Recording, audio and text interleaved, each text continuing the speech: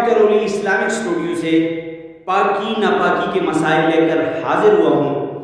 مرد عورت کا یہ مسئلہ ہے، ہر مرد عورت کو یہ مسئلہ سیکھنا چاہیے، آنا چاہیے، اور آپ کی زندگی میں اکثر اور بیشتر پیش آنے والا مسئلہ لے کر حاضر ہوا ہوں۔ آخر تک ویڈیو دیکھیں گے تو مسئلے کی سمجھ آئے گی۔ مسئلہ یہ ہے، سوال کیا گیا ہے کہ اگر میاں بیوی ملاپ کرتے ہیں یا دونوں میں سے کسی ایک کو احتلام ہو جاتا ہے تو آیا جنابت کی حالت میں، ناپاکی کی حالت میں وہ سو جاتے ہیں، ان کا یہ سونا گناہ ہے؟ ان کی یہ رات گناہ میں گزر رہی ہے؟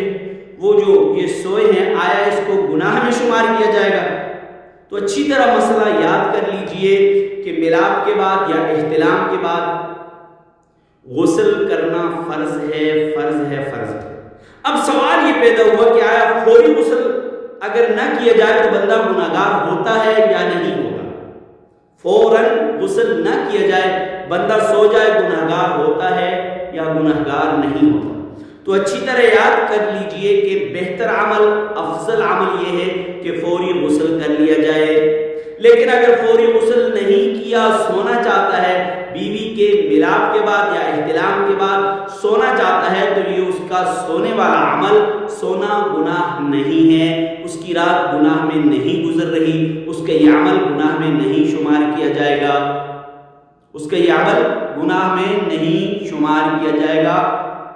ہاں ایک بات یاد کر لیجئے، اچھی طرح مسئلہ ذہن میں رکھیے کہ فجر کی اذان ہو گئی، آپ نے غسل نہیں کیا، نماز ہو گئی، آپ نے غسل نہیں کیا، سورج نکل رہا ہے، مرد عورت تب اٹھتے ہیں، غسل کرتے ہیں، اس صورت میں گناہگار ہوتے ہیں۔ فجر کی اذان سے پہلے پاکی حاصل کر لینا، اپنے آپ کو پاک کر لینا، یہ ضروری ہے، شرعاً یہ ضروری ہے۔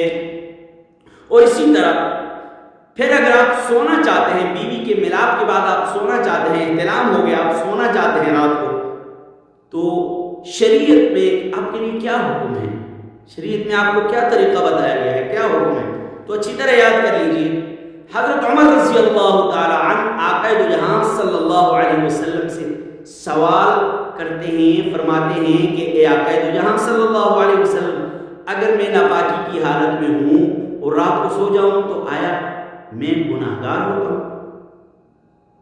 تو فرمایا آقا دو جہاں صلی اللہ علیہ وسلم نے توضأ واغسل ذکرک ثم نم، کہ اگر ایسی حالت ہو، بیوی سے ملاپ کے بعد یا احتلام کے بعد سونا چاہتے ہو، وضو کرو، شرمگاہ کو دو اور سو جاؤ۔ یہ حدیث کے الفاظ ہیں جو میں نے آپ کو سنائے ہیں، لیکن سنت طریقہ یہ کہ آپ سونا چاہتے ہیں، اٹھ کر آپ وضو کیجئے، وضو میں پہلے استنجا کیجئے، اپنی شرمگاہ کو دھو لیجئے، استنجا کیجئے، پھر آپ باقاعدہ وضو کا اہتمام کیجئے، پھر آپ سو جائیں گے، تو یہ سنت عمل ہے، یہ آپ کی رات گویا کہ آپ نے پاکیزگی میں گزاری ہے، یہ رات آپ نے گویا کہ پاکی کی حالت میں گزاری ہے۔ امید ہے کہ آپ کو یہ مسئلہ سمجھ آ گیا ہوگا۔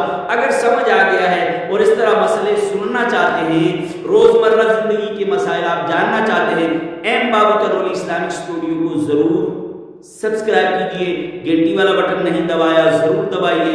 السلام علیکم۔